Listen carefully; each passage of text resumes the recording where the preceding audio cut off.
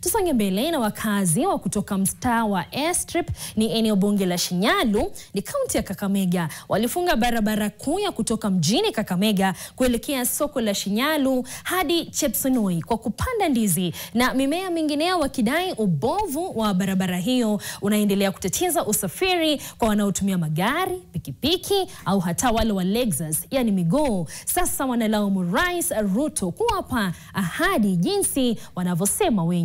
Mwanahabari wetu William Maina na taarifa zaidi. Wakazi kutoka eneo bunge la Shinyalu kwenye barabara hii kuu ya kutoka Airstrip kuelekea kule Chepsonoi, barabara ambayo Rais William Ruto mwenyewe ameweza kunena hapa kuwa ataweza kuikarabati baada ya kuzuru eneo hili na kutoa ahadi hiyo kwa wakazi wa eneo hili. Huyu mtu wenu anaitwa Fred Kana.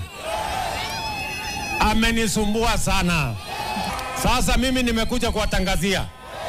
Nimepata pesa ya kutengeneza hii barabara yenu sasa hii. Ndani ya mwezi moja tutatangaza kandarasi.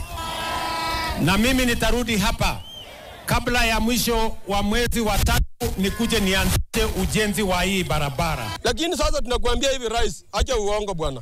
Acha uongo Rais. Tafadhali.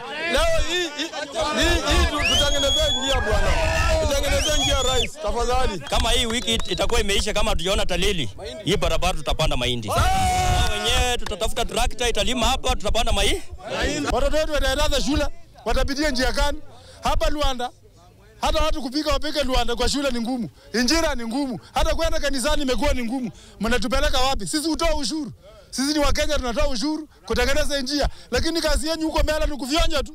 Ilio tunaona ni kina mama wakianguka kutoka kwa pikipiki kwa sababu barabara ni telezi.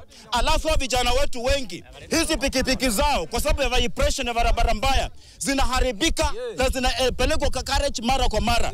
Sasa wakazi hao wanamtaka Rais William Ruto kuhakikisha kwamba barabara hii za kukarabatiwa jinsi alivyowaagiza na kuweza kutimiza ahadi ambayo aliweza kutoa kwa wakazi hawa alipozuru eneo hili ili kuhakikisha kwamba barabara hii imeweza kutengenezwa jinsi alivyoagiza. William Makos, NTV Mashinani, Kakamega.